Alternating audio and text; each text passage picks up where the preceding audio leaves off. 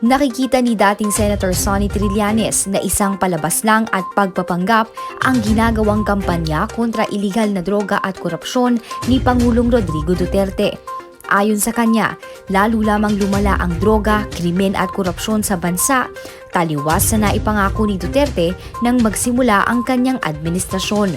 O makita niyo yung mga tone-toneladang drugs na pinasok sa Pilipinas. Na-identify ba kung sino yung drug lord na nagpasok niyan? Hindi, di ba? Alam niyo bang ni isang tao ng gobyerno na nagpasok doon hindi nakasuhan? Paano yun? So doon yung makikita na protektado. Sinabi pa ni Trillanes, imbis na ang mga pulis ang nangunguna sa paglutas ng mga krimen, sila pa itong sangkot sa mga pagpatay at pang-aabuso na siyang hinahayaan naman daw ng Administrasyong Duterte. Dagdag pa niya, tanging mga small-time pushers at addict lamang ang nagiging target ng madugong war on drugs ng Pangulo. Kapulisan, ito sana yung nasa frontline. Kaso pagka in-unleash mo sila at hinayaan mo silang mag-abuso, mawawalan ka na ng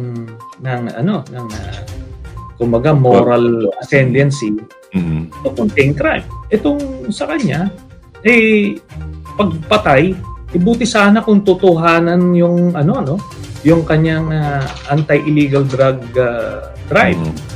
Kasi hindi yung mga drug lord protektado sa kanya Yun ang problema dito sa drug war niya Galit-galitan kunyari. Pero meron kasi siyang agenda. Mabigat kasi yung krimen na ginawa niya sa mga Pilipino. Alam nyo, nung umupo siya, nung sumumpa siya bilang presidente ng Pilipinas, nandoon na pangangalagaan niya ang kapakanan ng bawat Pilipino.